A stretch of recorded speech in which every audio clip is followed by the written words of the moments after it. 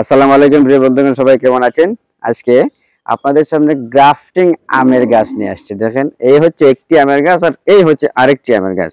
এই জায়গায় কিন্তু দেখেন আম লটকি রয়েছে, কারণ আম ধরছে কি আমের বড়া মৌসুম। আমের বড়া মৌসুমে কিন্তু যদি আম দেখা যায় তাহলে কিন্তু খুবই ভালো লাগে, খুবই ভালো লাগে। এই যে আমগুলো আপনারা দেখতে পাচ্ছেন, এই আমগুলো কিন্তু খুবই মিষ্টি আম, ভারী মিষ্টি আম।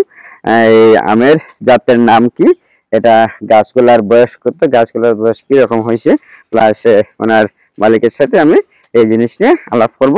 সাথে থাকবেন আর পুরো ভিডিওটি দেখবেন। দেখেন আম কিন্তু সব পরিপক্ক হওয়ার টাইম হয়ে গেছে, পরিপক্ক হবে। দেখেন এগুলা কিন্তু খাসা খাইতেও কিন্তু মিষ্টি, পাখা তো মিষ্টি, খাসাও কিন্তু মিষ্টি।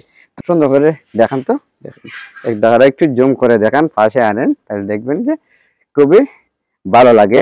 আর এখন আমরা আলাপ করব। ইনি হচ্ছেন আম গাছের মালিক মোহাম্মদ হারুন মিয়া ভাই। ভাই ভালো আছেন? আসসালামু আলাইকুম। আপনি ভালো আছেন? ওয়ালাইকুম আসসালাম।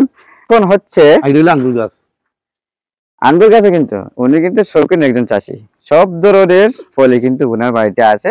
শুধু মনে হয় আপেলটা নাই, বাদ বাকি সব আছে। জারা লেবু কিন্তু বড় বড় জারা লেবু আছে, ওই তো বড় বড় জারা লেবু আছে। এই জায়গায় মাত্র এক দুইটা গাছ আছে, দেখে একটু জারা লেবুটা দেখেন তো।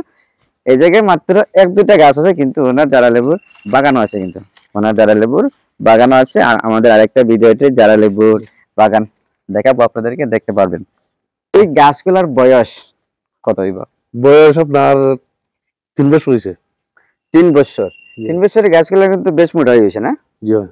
এগুলা এই বাইরে থেকে কিনে আনছিল কোন নার্সারি থেকে নাকি?